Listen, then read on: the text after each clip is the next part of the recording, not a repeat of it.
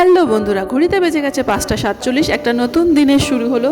Brush করেই আমি শুরু করলাম আজকের নিত্যকর্ম। তো ঘুম থেকে উঠেই আমি এক গ্লাস উষ্ণ গরম জল খেয়ে নিই। এর কিন্তু অনেক উপকারিতা, এটা যেমন ডাইজেস্ট করে, ফ্যাট জমতে দেয় না, শরীর ডিটক্স করে, ইমিউনিটি পাওয়ার জন্মায়, এরকম অনেক উপকারিতা আছে। তো তোমরাও কিন্তু ঘুম থেকে উঠে এটা করতে পারো।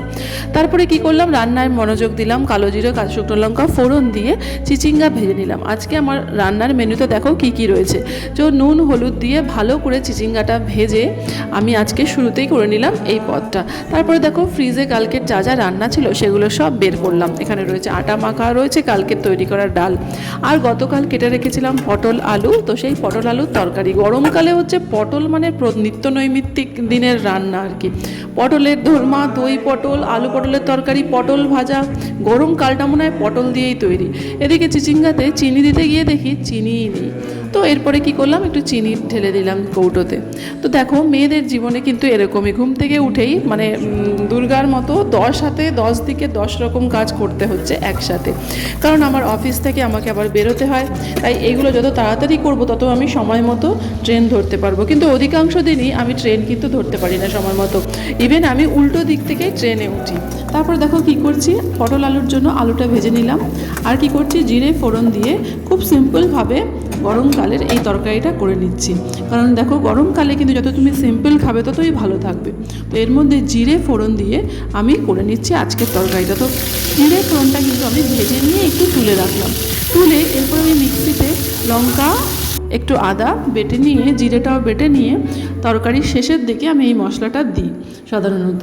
এরপরে কি করলাম, পটলগুলোকে ভেজে আলুগুলোকে ছেড়ে দিয়ে সুন্দর করে নাড়িয়ে চাড়িয়ে এই মশলাটা আমি দিয়ে দিলাম। এতে কিন্তু রান্নার স্বাদ তৈরি হয়। তো আমার ছেলে উঠে গেছে, উল্টো গেঞ্জি পরছে, সেই নিয়ে আবার একটু বিরক্ত।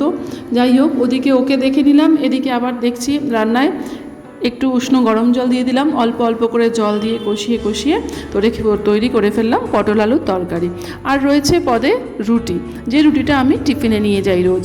তো করে নিলাম 4টে রুটি, আলু পটলের তরকারি। আর দেখাচ্ছি আজকের মেনুতে আমি কি কি রেখেছি। খুবই সাদামাটা রান্না, কিন্তু এই করতেই আমার লেগে গেল প্রায় 1.5-2 ঘন্টা।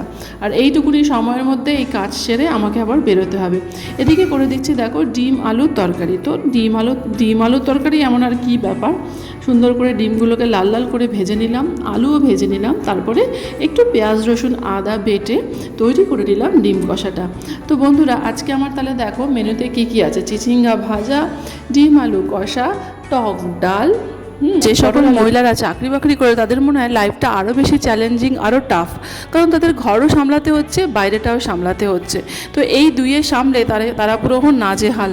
ঠিক আছে, যাই হোক। তো বন্ধুরা তোমাদের যদি আমার চ্যানেলটা ভালো লাগে তো প্লিজ লাইক শেয়ার সাবস্ক্রাইব করে দিও। দেখা হবে অন্য কোনো মিনি ব্লগে। বাই।